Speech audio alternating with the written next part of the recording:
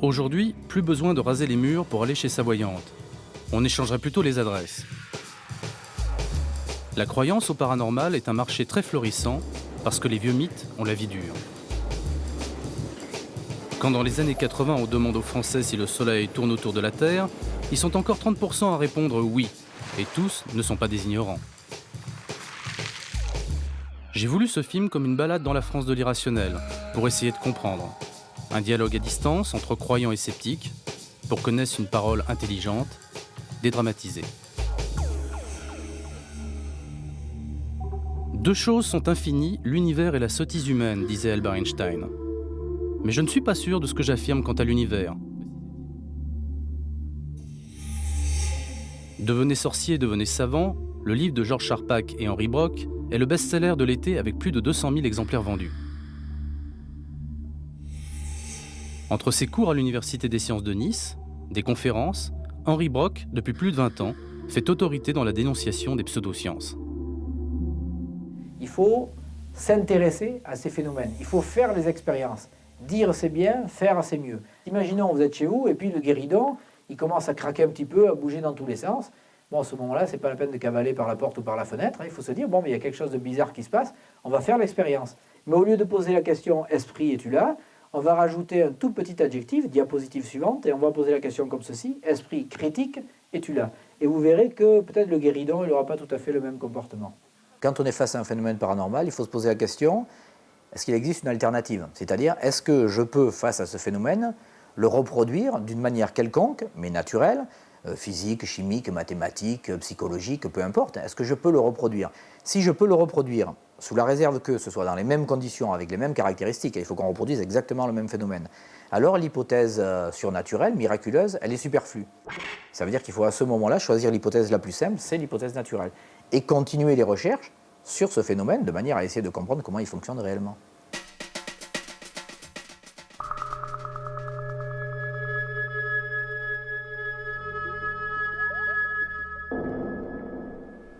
Être sceptique, être scientifique, ça n'empêche pas d'aimer le merveilleux.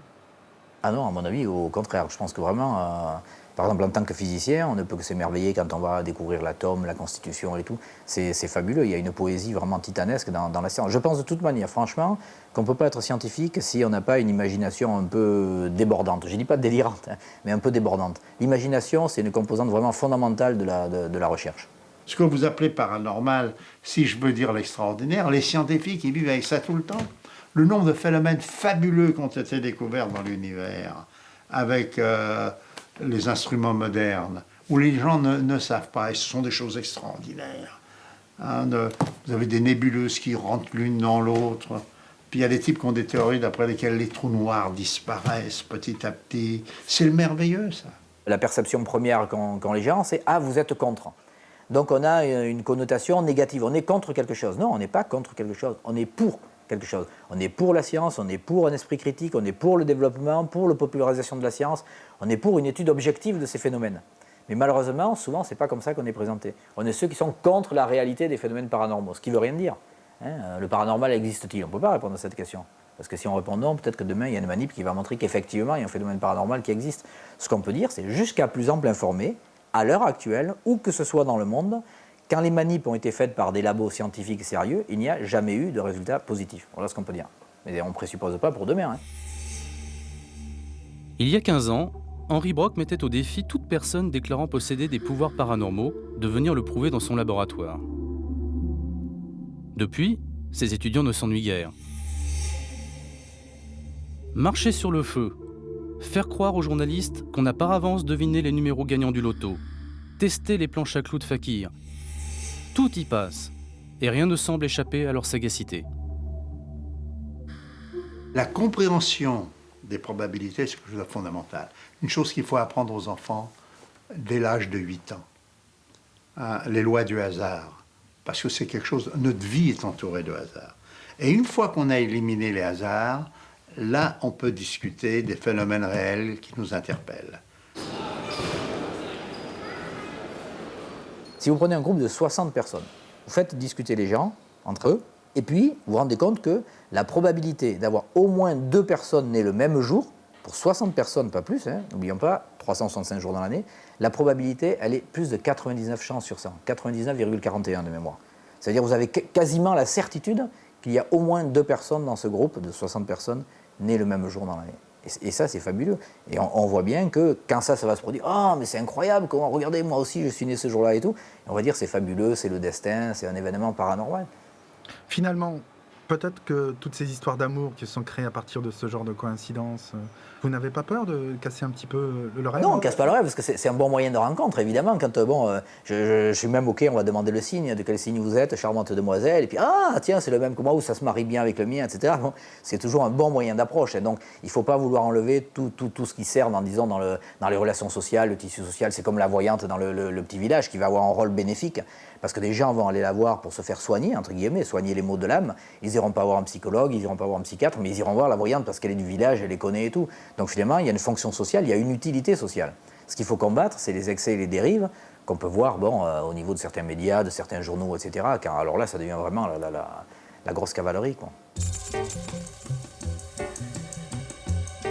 Toulouse. Nous sommes venus rencontrer un des personnages clés du débat, Yves Lignon. Auteur de nombreux ouvrages, fondateur d'un laboratoire, il défend farouchement l'hypothèse de la parapsychologie, c'est-à-dire les phénomènes paranormaux qui mettent directement en jeu l'intervention de l'homme, comme la télépathie, la voyance ou encore les guérisseurs.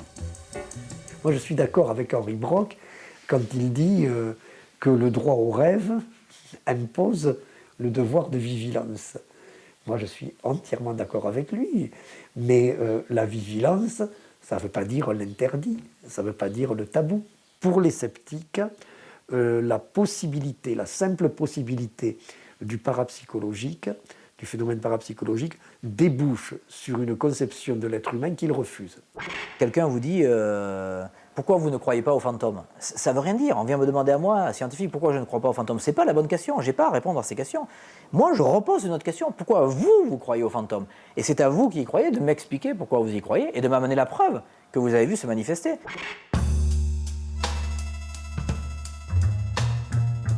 Et quand on demande aux personnes, bon, vous y croyez? D'accord. Qu'est-ce que c'est qui pourrait vous faire changer d'avis? Et la personne vous répond, ah mais rien, moi j'en suis persuadé. Bon, là, c'est plus la peine de discuter. Je veux dire, ce sont des personnes qui sont fermées complètement. Donc la partie bornée étriquée, elle est vraiment du côté des tenants des pseudosciences, qui ne veulent absolument pas démordre de leur position, ce qui n'est pas du tout le cas des scientifiques. La science, par définition, c'est un processus autocorrectif de découverte. Ça veut dire que le scientifique, il se trompe. C'est normal, c'est son job, quoi. Le chercheur, sinon on l'appellerait le trouveur. Hein. On est chercheur, on n'est pas trouveur. Donc on cherche, on trompe, on recommence, etc. Et petit à petit, on espère quand même trouver quelque chose. Mais c'est le principe de base de la science, processus autocorrectif de découverte. Derrière la parapsychologie, on trouve l'affrontement, enfin pas éternel, mais depuis toujours, entre matérialisme et spiritualisme. Derrière la parapsychologie, on trouve la question, est-ce que l'être humain est seulement une mécanique biologique ou est-ce qu'il y a autre chose?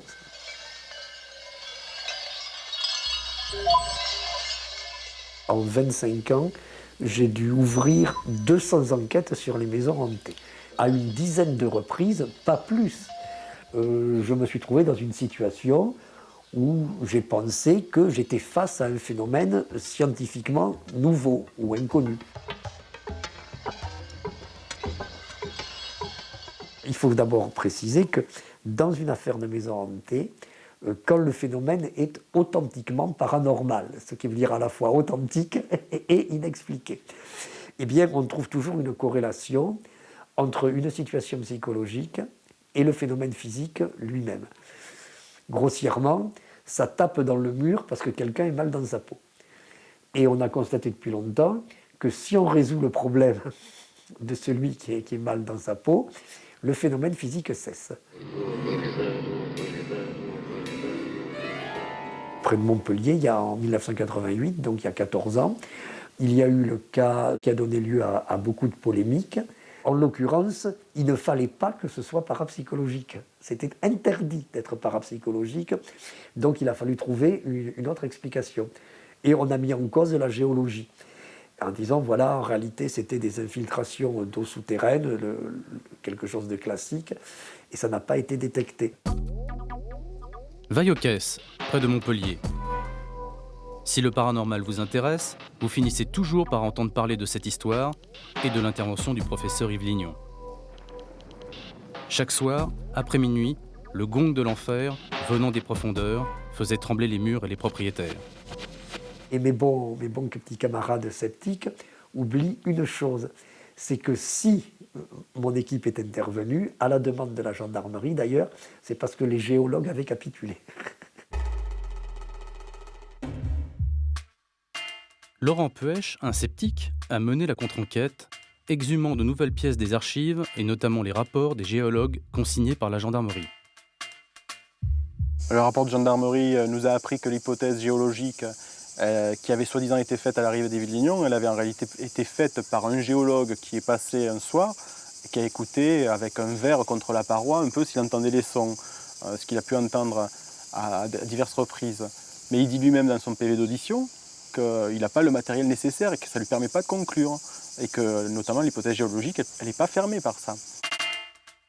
Arpentant le terrain à la rencontre des témoins de l'affaire, Laurent Puech vérifie l'hypothèse naturelle qu'Yves Lignon avait écartée. Il s'appuie notamment sur les conclusions des géologues qui ont reproduit les bruits en descendant dans le puits de la maison. En amont de la maison de Vaillocès, on trouve un sol de ce type. On se trouve sur une zone de type de garrigue calcaire, donc essentiellement composée de calcaire.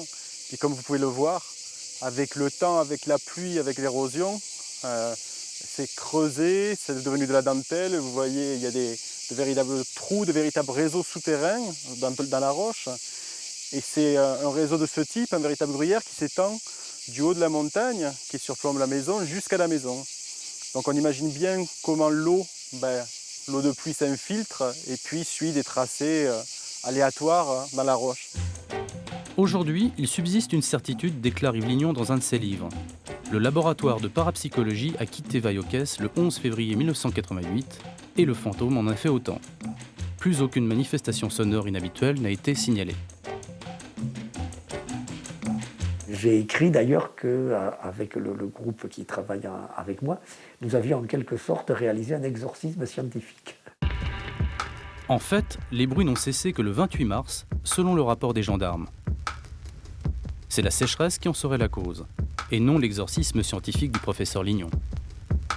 Les gens qui reprennent le dossier avec tous les éléments vont tous vers la conclusion de l'hypothèse géologique.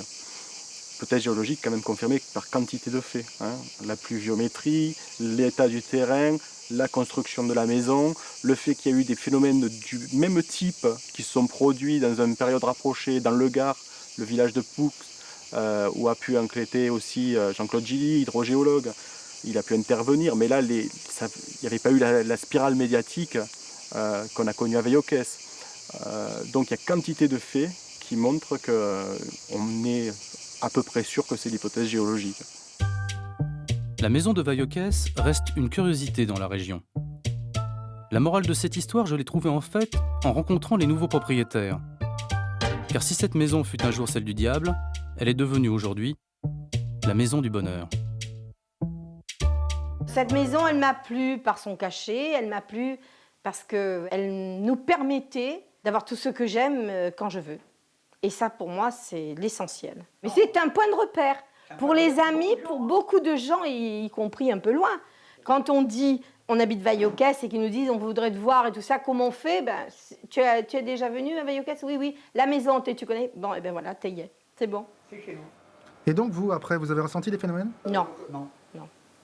Non, plus rien. Non. Si, un grand bonheur, parce que cette maison était à nous.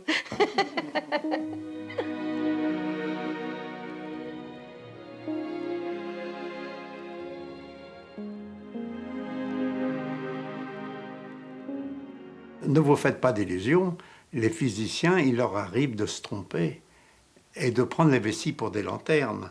Surtout quand la vessie, c'est quelque chose de prévu par la théorie, de rechercher. Et si, à cause d'un accident dû à la statistique, à la bonne ou la mauvaise chance, vous observez quelque chose d'anormal, vous avez une tendance à vous exciter. Je suis férocement et intégristement statisticien et donc au-delà mathématicien. Un statisticien, c'est quelqu'un qui tranche entre deux hypothèses, mais qui n'interprète pas. Un statisticien, c'est quelqu'un qui trouve une information mais qui ne va pas connaître le sens de cette information. Ces statistiques, on leur fait dire un peu n'importe quoi. Tenez, par exemple, un paradoxe. En Alsace, il a été établi que le nombre de cigognes augmentait proportionnellement au nombre d'habitants. Mais il se trouve que quand on fait le graphique, on obtient un nuage de points assez resserré qui s'appelle une corrélation positive, qui montre que c'est une certitude expérimentale, il n'y a pas d'astuce, là, il n'y a pas d'arnaque, c'est vrai, on a un lien manifeste entre les deux variables, le nombre d'habitants et le nombre de cigognes. Est-ce que vous avez le droit, diapositive suivante, de conclure ce qui suit? Donc ça, c'est un effet cigogne. Ça veut dire qu'on confond une corrélation et une causalité. Une corrélation, c'est un lien entre deux variables. Oui, il y a un lien statistique entre les deux variables. Ça ne veut pas dire qu'il y a un lien de cause à effet. La causalité, elle est autre. Si le nombre d'habitants augmente, le nombre de maisons augmente. Si le nombre de maisons augmente, eh bien le nombre de cheminées augmente. Si le nombre de cheminées augmente, eh bien le nombre de possibilités de nidification pour les cigognes augmente. Donc elles viennent de plus nombreuses. Et donc on en voit de plus en plus. C'est-à-dire qu'un esprit critique, eh bien, il va tourner à vide s'il n'est pas suffisamment informé et informé objectivement. Donc nous, on essaie de lutter entre guillemets bien sûr, pour la diffusion de l'information. C'est-à-dire, voilà, vous avez l'information à disposition. Maintenant, vous choisissez, c'est vous qui décidez, mais vous avez les deux facettes. Mais vous pouvez décider au moins en toute connaissance de cause. Ça, c'est vraiment le point important. Il faut que les gens aient toute l'information.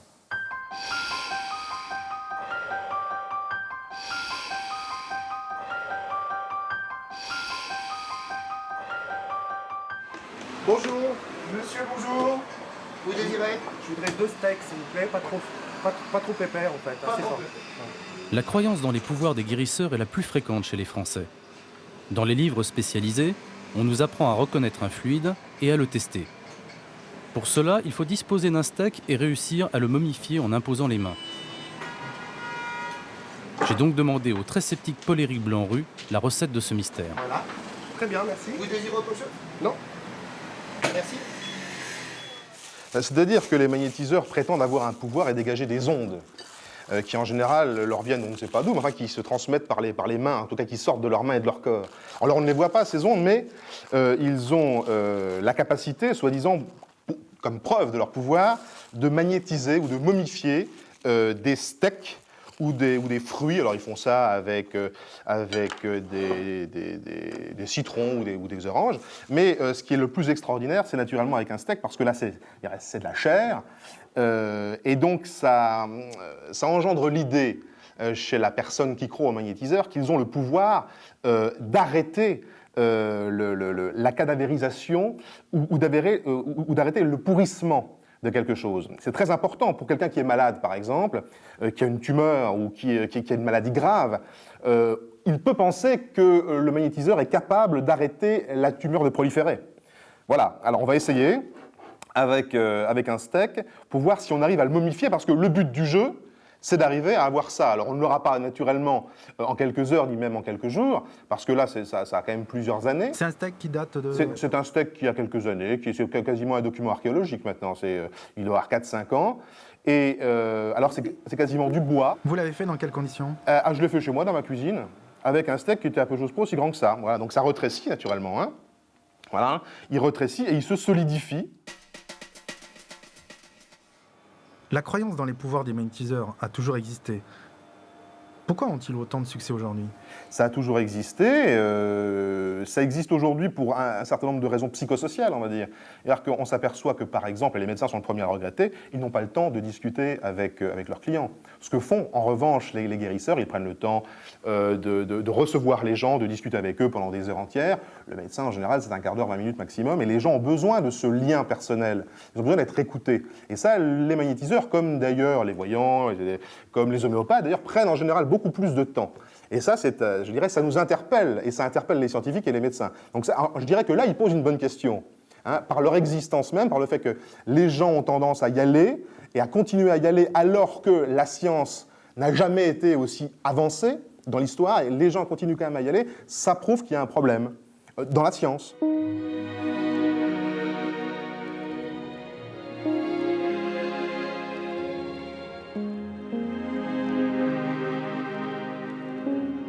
Quatre jours plus tard, nous prenions des nouvelles de Paul-Éric Blanru, notre historien spécialiste des maisons hantées. Nous avions apporté avec nous le steak de notre expérience jusque-là abandonné à son triste sort. C'est à vous de donner la conclusion. Soit j'ai des pouvoirs vraiment extraordinaires, soit ce steak s'est desséché tout seul. Voilà. Alors, je crois que la meilleure réponse, c'est de le refaire soi-même, chez soi, dans des conditions normales. Encore une fois, il ne faut pas qu'il y ait trop de chaleur, que ce soit une pièce bien ventilée. Et en l'espace de quelques jours, donc, on obtient ce merveilleux steak momifié. Il y a des mystères parfois un peu plus compliqués. Il faut une petite ruse pour réussir à s'en dépêtrer. C'est pas toujours très facile. Il faut parfois rester des nuits entières dans la maison, il faut parfois rester une semaine. Ça peut demander du temps. Une des premières maisons qui soit posée à moi, si je puis dire, c'était dans la région où j'habitais précédemment, c'était à Cirques-les-Bains. Et donc, qui a donné lieu à un déferlement médiatique dans le monde entier. Enfin, il y avait des correspondants de New York qui étaient venus parce qu'il y avait sur le mur d'une maison une figure christique qui s'était imprimée. Et donc, immédiatement, c'était un appel du Christ ou un appel des extraterrestres.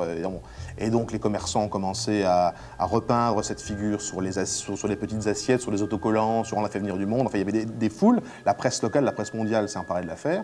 En réalité, c'était une baignoire qui fuyait. La personne en question avait ramené une grosse carpe de la pêche, elle l'avait mis dans la baignoire et ça avait fui des deux côtés, donc ça faisait une espèce de chevelure comme ça. Et puis après, ça s'était réuni, ça faisait une barbe. On est porté à voir ce que l'on connaît. Et ce que l'on connaît par les films, par la culture, aujourd'hui par la science-fiction, par les bandes dessinées, ce sont des ovnis. Donc on a tendance à voir des ovnis. Au Moyen-Âge, on voyait des lances, des couteaux. On voyait le cœur du Christ, on voyait la croix dans le ciel. Aujourd'hui, on voit autre chose. La société a changé, donc nos croyances et nos visions ont changé aussi. Les balances, la planète Vénus favorise des projets à deux. Vous avez aujourd'hui la chance de votre vie. Poisson, côté finance, il est question de peser le pour et le contre, de ne pas céder à n'importe quelle tentation. Les Capricornes, la lune est chez vous. Ça veut dire que vous pouvez négocier des affaires et réussir quelques échanges par vos contacts fructueux. Vos amours et vos projets, tout marche très fort. Je vous souhaite une belle journée. Daniel Bois, chercheur au CEVIPOF, est depuis 20 ans l'observateur privilégié des croyances des Français aux parasciences. Il nous dresse un curieux portrait robot de la France du paranormal. Il y a beaucoup de gens qui croient à une chose, deux choses, trois choses. Tantôt les caractères expliqués par les planètes, tantôt les prédictions que font les voyants, tantôt autre chose, la transmission de pensée, qui est très fréquente, ou après tout les guérisseurs. Bon. Donc la première surprise, c'est ça. On vit dans une société moderne, industrielle, tout ce que vous voulez, de niveau d'études élevé, tout ce que vous voulez, où il y a plein de gens qui croient à ça. Donc ça, il faut bien se mettre ça dans la tête d'abord. La deuxième chose qui m'a étonné, c'est que je partais, comme on part souvent, d'un modèle qui était ce qu'on peut appeler le modèle pédagogique, ou le modèle rationaliste, ou le modèle positiviste, qui consistait à dire, au fond, les gens qui croient à ça sont les gens qui n'ont pas beaucoup d'éducation, pas beaucoup de niveau d'études. Au fond, ce sont des vieilles croyances. Ben ça, c'est un modèle qui est faux. Ça ne fonctionne pas comme ça, c'est pas vrai. La réalité est tout autre, c'est que ces croyances, elles sont partout, y compris peut-être dans le bocage normand, chez les paysans qui craignent qu'on envoûte leur entreprise, leur ferme et que leurs vaches meurent, etc., à cause d'un sorcier. Oui, sûrement, ça continue à exister. Mais aussi chez le petit entrepreneur, qui a peur que son concurrent le domine, chez telle personne dont le niveau d'éducation est loin d'être négligeable, etc., etc.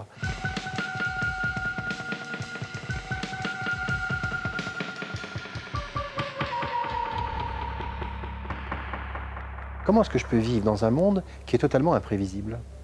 C'est-à-dire où demain, il peut m'arriver n'importe quoi, ou n'importe quel événement chaotique peut m'arriver. C'est psychologiquement pas vivable. Donc, je vais mettre un petit peu d'ordre là-dedans. Il y a plein de manières de mettre de l'ordre. La religion était une bonne manière, techniquement, de mettre de l'ordre là-dedans. Puisque ça vous disait, le monde, il est tel qu'il a été créé par quelqu'un, ou par plusieurs, et puis il va s'y passer telle chose, et toi, tu y joues tel rôle dans ce monde. Et puis il y a le monde des parasciences qui dit, tu as rencontré telle personne parce qu'il y a eu entre vous deux un échange qui dépasse ce qu'on peut mesurer par la science, mais il s'est passé quelque chose entre vous deux esprits. Il remet de la cause, le truc grince, pas par une cause physique non identifiable, mais parce qu'il y a une cause qui est un esprit qui est enfermé dans le mur, la poutre ou ce qu'elle veut. Il remet de l'ordre.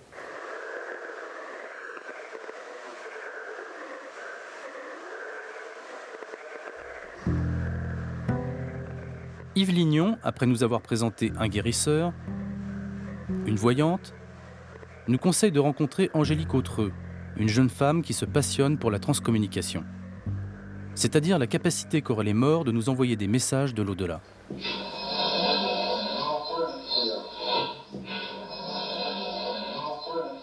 Le discours des transcommunicateurs consiste à nous dire, voyez, après la mort il y a quelque chose, la preuve c'est que les morts reviennent parler et qu'on peut les enregistrer. Commençons par étudier, mais par étudier vraiment, scientifiquement, c'est-à-dire d'ailleurs sans a priori, ces fameux enregistrements. Moi ce que j'aimerais c'est essayer de comprendre, quoi. C'est vrai que quand vous mettez un micro dans une pièce et une cassette ou un mini-disque qui tourne ou un ordinateur pour certaines personnes et qu'à la réécoute on obtient des choses, c'est quand même assez fabuleux, quoi. C'est même dérangeant, je dirais. Admettons que ce soit le cerveau qui soit capable de faire ça. Vous imaginez, ça vaut le coup d'essayer de savoir, quoi. Parce que si c'est nous qui sommes capables de faire ça, on a, a priori, en imaginant un futur très très loin, on peut imaginer que l'être humain sera capable en fait d'imprimer directement une idée créatrice ou quelque chose comme ça sur une bande son, peut-être une image, quoi.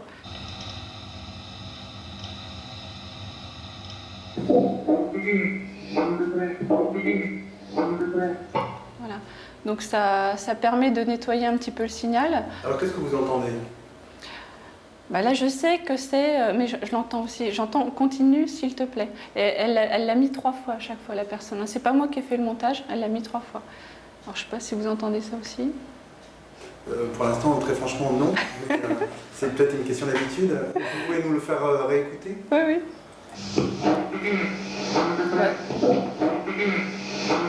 On peut très facilement exploiter la détresse en disant « nous allons évoquer devant vous votre fils, votre mère qui est décédé ». D'ailleurs, en l'occurrence, ça n'est pas nouveau. On fait ça depuis au moins un siècle. Mais les escrocs s'adaptent aux technologies modernes. C'est-à-dire avant, il y avait le spiritisme. Bien sûr, mais il y a eu depuis 150 ans des dizaines d'escrocs qui ont prétendu évoquer des personnes décédées et qui ont prétendu provoquer des manifestations de personnes décédées. Dans l'état d'esprit des escrocs, rien n'a changé. Dis-moi quelque chose, dis-moi si tu es bien là-bas. Dis-moi le maman si tu es bien là-bas. Pouvez-vous dire un mot à Jeannette? Elle vous écoute. Elle vous embrasse.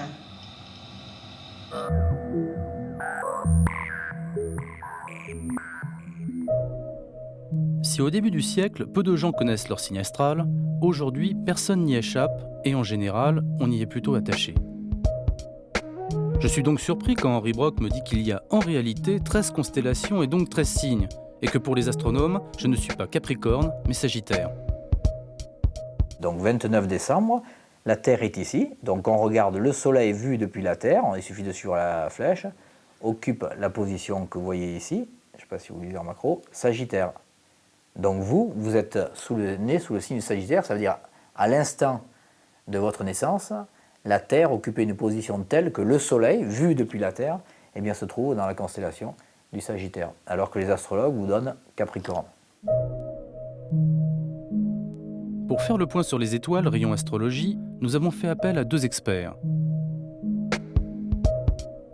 Daniel Kunt, astrophysicien au CNRS et l'un des fondateurs de la Nuit des Étoiles, et Suzel Fusobrecht, éminente biologiste à la retraite et astrologue convaincue.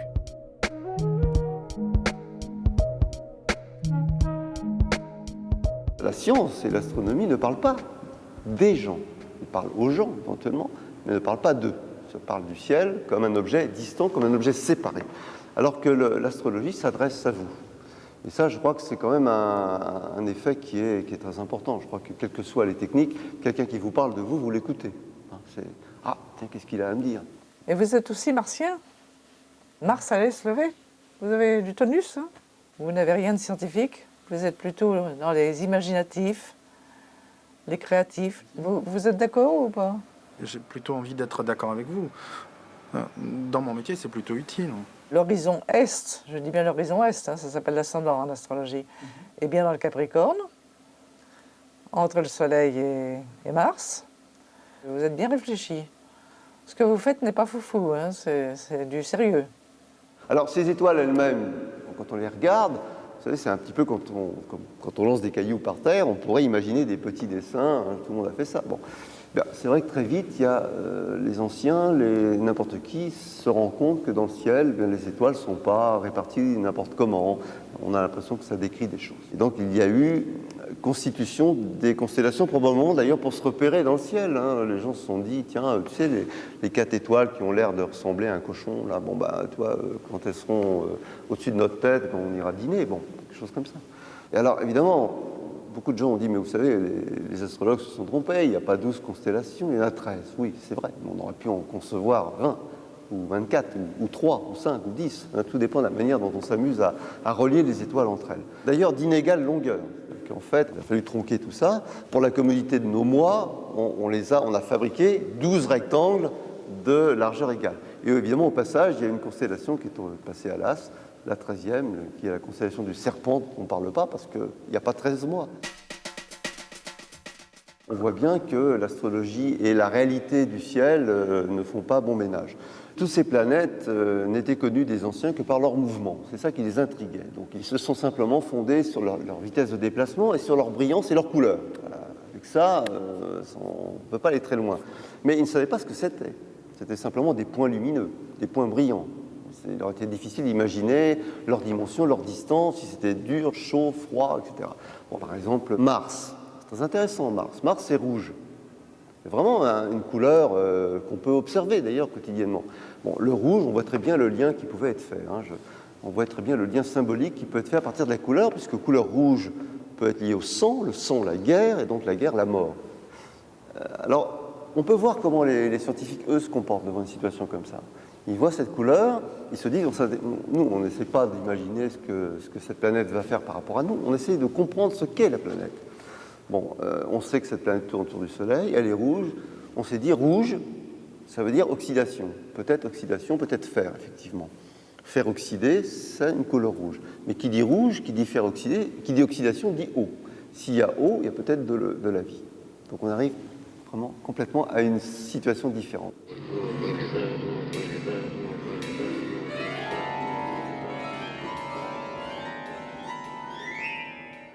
En quoi l'astrologie peut être scientifique ?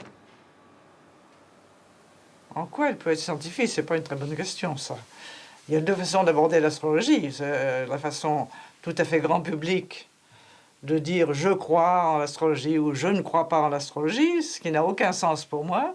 On n'a pas à croire ou ne pas croire, on a à étudier et à voir ce qui est sérieux et ce qui ne l'est pas.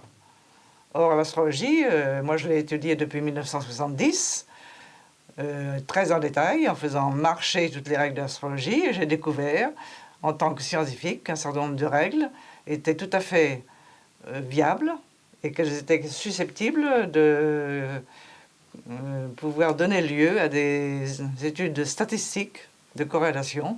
On voit qu'il y a un phénomène qui marche, qui fonctionne, qui est sérieusement établi au point de vue mathématique et statistique. Donc il faut chercher la nature du phénomène réel, scientifique. Les statistiques, c'est effectivement une approche extrêmement délicate. C'est un outil très difficile à manier parce qu'il y a énormément de biais possibles. Vous avez bien dû vous en apercevoir pour les élections présidentielles ou législatives. Il y a des barres d'erreur, des incertitudes, des méthodologies, des méthodes de correction, la manière dont on établit un échantillon. Toutes ces étapes sont nécessaires, sont difficiles et doivent être faites d'une manière neutre. Il ne faut pas vouloir trouver la réponse à tout prix. Alors vouloir trouver la réponse à tout prix, ça peut vous conduire à choisir un échantillon qui est, on appelle biaisé, qui contient déjà les éléments de la réponse que l'on veut obtenir. Voilà, il faut éviter ça. L'astrologie revendique aujourd'hui une place parmi les sciences en brandissant quelques études statistiques qui tendraient à prouver sa réalité. Ainsi, l'effet Mars, défini par Michel Gauquelin, aurait mis en évidence la corrélation entre la carrière des grands sportifs et la position de cette planète au moment de leur naissance. Des réplications, des controverses infinies depuis 30 ans se poursuivent sur cet effet Mars. Et finalement, ça a été repris sur un échantillon de 1000 athlètes par un comité d'experts.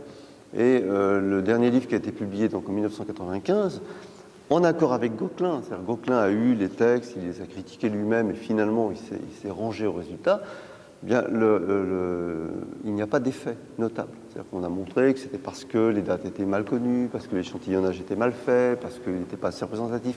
Je ne peux pas rentrer dans les détails ici, mais disons que ça existe. Et tout le monde peut consulter les textes, tout le monde peut prendre les chiffres, tout le monde peut refaire les calculs, tout le monde peut aller voir dans les dates de naissance, tout le monde peut vérifier les heures de naissance, ce qui n'est pas le cas la plupart du temps. Oui. C'est extrêmement difficile. Là, c'est encore un exemple, si vous voulez, pour montrer comment la science a du mal à trouver des arguments et essayer d'expliquer les choses, parce qu'il faut prendre du temps. Si vous avez un Mars qui se lève, si vous n'êtes pas un grand sportif, vous pouvez avoir un Mars qui se lève, qui culmine. Mais vous aurez en tout cas de l'énergie. Vous aurez un fond d'audace et d'énergie qui ne fera pas de vous forcément un sportif. Mais vous aurez une possibilité énergétique forte. L'astrologie procède à l'aide d'un vocabulaire qui est une polysémie. C'est-à-dire que le même astre peut servir pour plusieurs concepts. Par exemple, Saturne, c'est la sagesse, mais c'est aussi l'imbécilité. Oui. Donc à partir de là, vous pourrez toujours trouver un moyen. Il y a trop de paramètres pour une observable donnée. Voilà, c'est comme ça qu'on le dit en langage scientifique. Chercher à connaître son avenir pour maîtriser son destin est depuis toujours une préoccupation humaine. Nous avons rencontré Yvonne de Siquet, responsable des collections Europe au Musée de l'Homme de Paris, et la très médiatique Maude Christen, star des voyantes hexagonales. Qu'est-ce que c'est la divination? Pourquoi toutes les sociétés, que ce soit européennes, que ce soit africaines, que ce soit des Inuits, ou peu importe, ils ont toujours envisagé l'avenir par un médium, un intermédiaire entre eux, le Dieu, la nature. Donc, si vous voulez, il n'y a pas une civilisation, il n'y a pas une culture qui a échappé à ces pièges de ses propres doutes.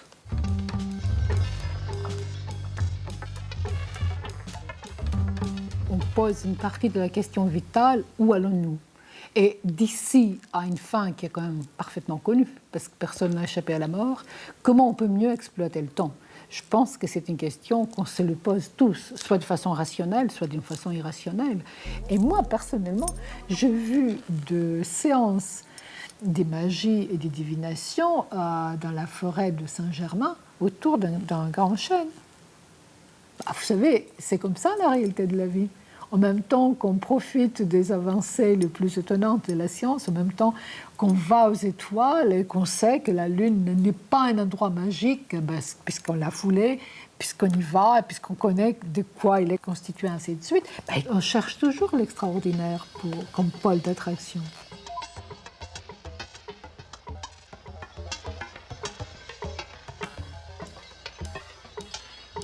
Je pense qu'il faut imaginer quand même toute la divination et toute l'action politique comme une manipulation des gens au pouvoir, une manipulation du peuple, pour le convaincre sur le bien fondé ou mal fondé de leurs décisions, parce que souvent, c'est plus crédible quand c'était Dieu qui le commande que quand c'est un homme qui le commande. Et par ailleurs, on connaît très bien des exemples en France ou ailleurs où le pouvoir même de nos jours usait et abusait de la divination, que ce soit l'astrologie, que ce soit des prédictions autres. Parce que vraisemblablement, c'est plus facile de partager ses décisions, ses propres décisions, avec des forces inconnues, que de prendre la décision soi-même. J'ai affaire à des dirigeants d'entreprises, qui sont des gens qui ont énormément de pouvoir. J'ai affaire à des hommes politiques aussi. J'ai affaire à des hommes d'État. J'ai jamais eu l'impression qu'ils m'utilisaient de manière à s'autoriser je ne sais quelle rupture de contrat moral avec eux-mêmes, non. Ce sont eux qui nous utilisent le mieux. Parce qu'une fois de plus, ils ont la distance, ils ont le discernement, ils ont leur libre arbitre. J'aimerais qu'on parle de la place de la femme, qui est très importante. Écoutez, d'abord parce que la femme, c'est du même genre que la terre, mère, donc elle est supposée d'avoir été l'héritière du pouvoir de la terre-mère, qui était Gaïa, qui était personnifiée. Donc c'était une mère, en fait, la mère de tout le monde, en fait. Et après, Parce que les femmes exclues du pouvoir, exclues du rationalisme, exclues des arts, exclues de l'expression, avec quelques petites fenêtres, petites sorties à travers l'histoire, elles se sont beaucoup plus concentrées sur l'occultisme et tout ça qui était magique, parce que c'était une façon d'exercer le pouvoir. C'est la Pythie à Delphes, c'est la Vestale à Rome, c'est les grandes divinesses du monde celte, c'était les femmes prêtresses d'Allemagne. Moi, j'en ai vu des chamans actuels de l'Est centrale qui ont leur bureau côte à côte avec le médecin ou la femme médecin du coin. Et les patients passent de l'un à l'autre indifféremment et les deux acceptent la coexistence ou partager les mêmes espaces avec l'autre. Parce que l'un, le chaman touche aux questions d'âme, aux questions de ce que nous appelons thérapie globale, les médecins feront des piqûres d'antibiotiques.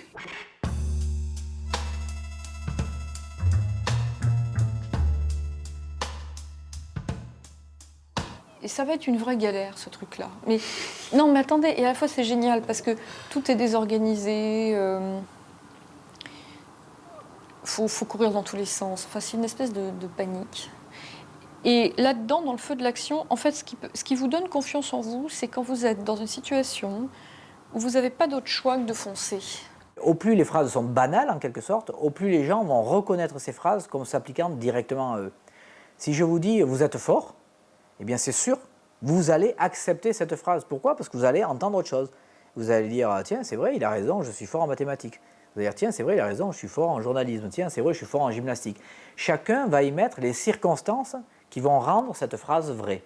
Ça, c'est l'effet puits. C'est un des principes de base de l'horoscope, par exemple. C'est de faire des phrases passe-partout. Et au plus les phrases sont passe-partout, au plus les gens vont se reconnaître dans ces phrases-là. On m'avait demandé de venir démystifier un petit peu, en quelque sorte, parler de pseudosciences, tout ça. Et alors, j'ai demandé aux étudiants de marquer leur date de naissance, précise, si possible, s'ils connaissaient l'heure, et d'écrire à la main le thème de leur dernier rêve. Comme ça, j'ai joué un peu sur tous les tableaux. Date de naissance précise, ils ont pensé astrologie. Le thème de le dernier rêve, ils ont pensé l'oniromancie, l'interprétation des rêves, et puis d'écrire à la main, ils ont dit peut-être il va faire un peu de graphologie. Et 15 jours plus tard, je suis revenu, et j'ai donné à chaque étudiant une description de son caractère, une description personnalisée. Donc les étudiants ont lu la description de leur caractère, et puis in fine, il y avait une petite échelle, je leur demandais de cocher sur une échelle, est-ce que cette description correspond bien à votre caractère, moyen, pas du tout, etc. Donc ils ont coché. Donc une fois que tout ça s'était fait, il y a eu près de 70% des étudiants qui ont trouvé que la description que je leur avais donnée correspondait bien à leur caractère. Près de 70% des étudiants. À ce moment-là, j'ai demandé à une étudiante de se lever et je lui ai demandé de lire le texte de son caractère qu'elle avait eu. Elle a lu le texte et les étudiants se sont rendus compte qu'ils avaient tous, à la virgule près, exactement le même texte. J'avais simplement mis au masculin ou au féminin, suivant si ça s'adressait évidemment à un étudiant ou à une étudiante. Ils avaient tous le même texte, il n'empêche que majoritairement, à 70%, ils s'étaient reconnus dans ces phrases. Ça, c'est l'effet puits. J'ai assisté à des séances des gens, où des femmes ou des hommes lisaient l'avenir à travers les cartes. Je me suis bien rendu compte, parce que ce n'était pas moi, j'assistais, donc j'avais tous les loisirs de suivre la question. Il y avait énormément de psychologie dans l'affaire. Vous savez, la personne qui faisait les jeux de cartes regardait avec une telle assiduité les commandeurs qui voyait bien dans la réflexion de la personne ou dans la mimique de la personne quelle était la bonne ou la mauvaise réponse. J'en ai vu aussi des tziganes faire ça, mais vous savez, avec une force de manipulation énorme. Dès qu'il y a une bienveillance quelconque par rapport à ce type de phénomène, les phénomènes se produisent. Vous savez, d'une manière qui n'est, je dirais, même pas scientifique, le nombre de journalistes, d'auteurs qui se sont amusés, qui ont envie d'aller enquêter là-dessus. Bon, au bout d'un moment, ils arrivent tous à la conclusion. Par exemple, vos confrères de presse féminine, par exemple, qui font des articles pour des journaux, des petits sujets de société. Ils arrivent toujours à rencontrer des gens qui les déboulonnent. Dès qu'il y a une vraie recherche, les phénomènes apparaissent, il n'y a pas de problème.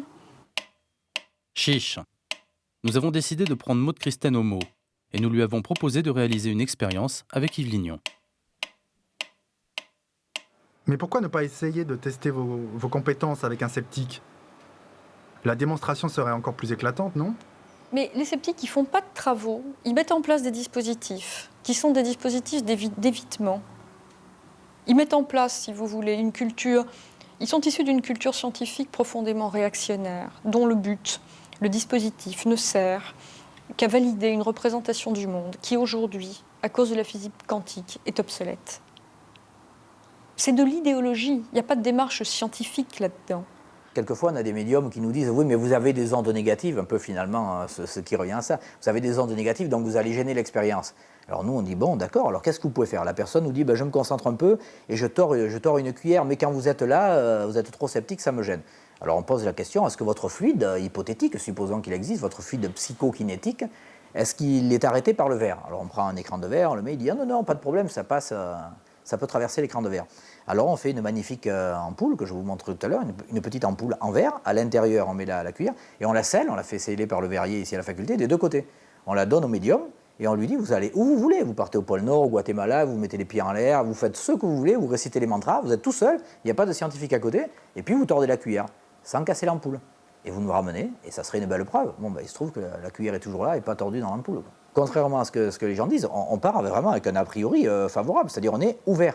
On a l'esprit ouvert. La seule différence, c'est qu'on dit on ne veut pas l'avoir trop ouvert parce que sinon le cerveau il tombe. Hein. Quand M. Brock, par exemple, dit, je ne voudrais pas ne pas employer de terme exact, il dit j'ai reçu 50 personnes, tous ont échoué. C'est pas ça. C'est j'ai reçu 50 personnes et lorsqu'ils ont vu le type de protocole que je proposais, ils ont préféré ne pas faire l'expérience, ce qui est tout à fait différent. Pendant 15 ans, Henri Brock a testé 264 candidats lors du défi qu'il organisait à l'université de Nice. Toutes ces expériences, selon nos vérifications, se sont réalisées dans la bonne humeur.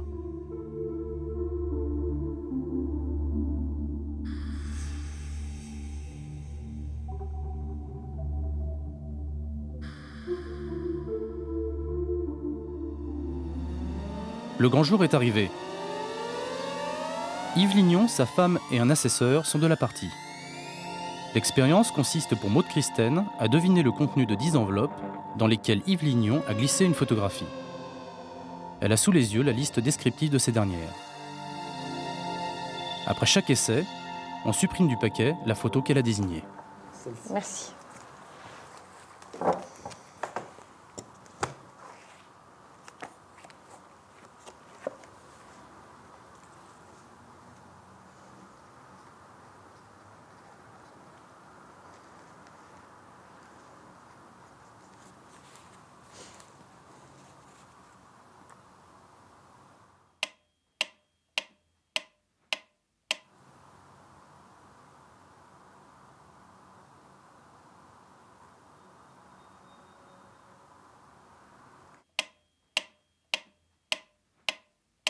Il y a de la structure et de l'organisation dans cette photo, et à la fois une forme de plaisir. J'ai une sensation de promenade, une perspective graphique, un bien-être certain. Je voudrais ajouter, c'est quotidien, parce que la sensation que j'ai, c'est pas quelque chose d'extraordinaire, c'est quotidien, c'est sain. J'ai aussi la notion de partage et de plaisir, j'avais déjà mis plaisir. Un beau cadre naturel, je vois une lumière chaude, genre petit soleil de printemps. Bon, moi je mettrai le canal du Midi.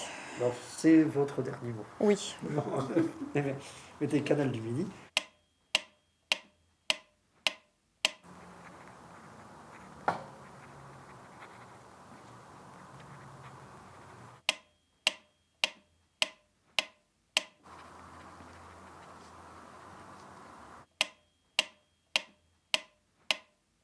Bon, alors, froid, calme, paix, une sensation de silence et d'idéal, une tranquillité propice à la réflexion, des cogitations intellectuelles, de la réserve, des opérations abstraites. Je peux penser à un ciel étoilé à l'infini, une retraite. Là, j'irai sur le jardin de Marie-Christine et d'Yves Lignon. Donc, pour le premier tirage, vous aviez dit la 2, c'est-à-dire l'écluse, et en fait, c'était le vélo.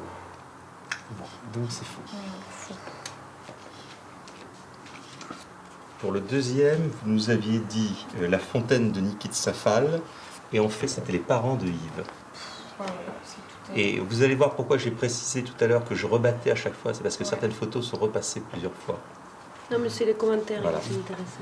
Mais les commentaires sont très intéressants. Ah oui. Pour le troisième tirage, vous aviez dit la 3 d'Elf, c'était encore le vélo. Et oui, oui, puisque Non, comme mais après vous allez voir. Vous allez voir, parce qu'il y en a eu L'histoire. certains, quand on était derrière et qu'on a ouvert, on s'est dit vraiment... Si, le Alors, vélo, il joue un rôle. Ensuite, pour le tirage suivant, vous nous aviez dit Agde, les bateaux de pêche, c'était encore le vélo. Est-ce que on est tombé juste? Réponse non, jamais. Mais nous pourrions rétorquer, il y avait un objet sur la table qui était un ensemble d'enveloppes. Est-ce que chaque fois que vous êtes exprimé, vous avez parlé de l'une des photos? La réponse est oui. Donc ça fait 10 succès. La statistique, c'est assez limité. C'est des séchants. On le voit aujourd'hui. Oui, on le voit aujourd'hui. La statistique passe à côté des choses. C'est sans doute oublié un peu vite qu'Yves Lignon se déclarait intégristement statisticien. Quant à l'expérience, cher Maud Christen, nous sommes venus, nous avons vu, mais au final, nous ne sommes pas vraiment convaincus.